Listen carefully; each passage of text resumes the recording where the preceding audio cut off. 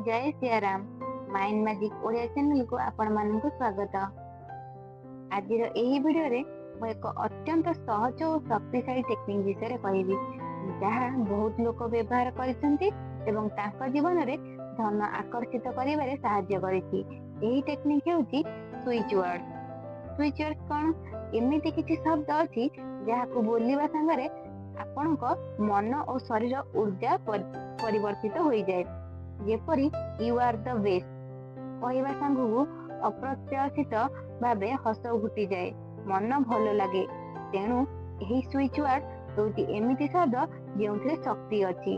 जदि आप positive word use करेंगे ना आपण बॉडी रे गोटे अलग प्रकार वाइब्रेशन आसीबो, भल ऊर्जा आसीबो। उदाहरण स्वरूप ऑल इज वेल यह मानसिक अवस्था को स्थिर करे। डिवाइन यह अति शुद्ध और शक्तिशाली स्विच वर्ड अटे। आपण यह बारंबार चैंटिंग करि परिबे, divine divine divine divine divine एमती चैंटिंग करि परिबे। डिवाइन अर्थ देवी बा दिव्य बा कोनोसी देवी को समस्त देवी को बुझाए। आ गोटे स्विच वर्ड अछि टुगेदर डिवाइन। यह आपणक यूनिवर्स सहित एकत्र करे, माने आपण यूनिवर्स सहित संयुक्त। आमे समस्त यूनिवर्स को संतान ना, सेतिपय टुगेदर डिवाइन एही वर्ड यूज करंतु। धन आकर्षित करिवा पई स्विच वर्ड जदी आपण धन आकर्षित करिबा को चाहछंती तेबे एही स्विच वर्ड व्यवहार करंतु। Divine count now, divine count now, divine count now. एही वर्डटा धन आकर्षित करिया पे बहुत पावरफुल। आउ भी बहुत पावरफुल अच्छी जेमिति की डिवाइन मैजिक, डिवाइन फाइन। ये सब किपरि काम करे? यह आपणक मन भावना और ऊर्जा को धन उपरे केंद्रित कर दिए। यह द्वारा आपणकर ध्यान सठिक दिग को जाए एवं संभवतः आपण एमिति कार्य करि परिबे जहाँ धन को आनी परिबो।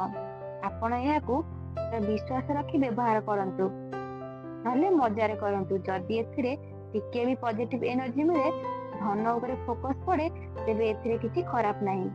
एही स्विच वर्ड अभ्यास करंतु, मनरे भाबंतु एवं कुहंतु एवं आनंदर सहित आकर्षण करंतु।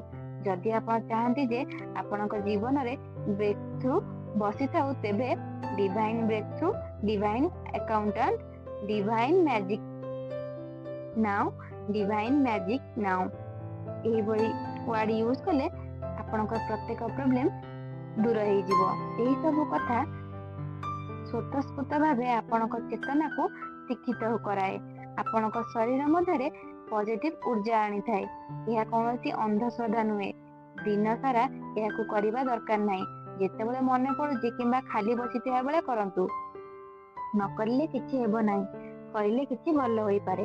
अनेक लोक मते अद्भुत फीडबैक देइछंती एही शब्द को व्यवहार करी।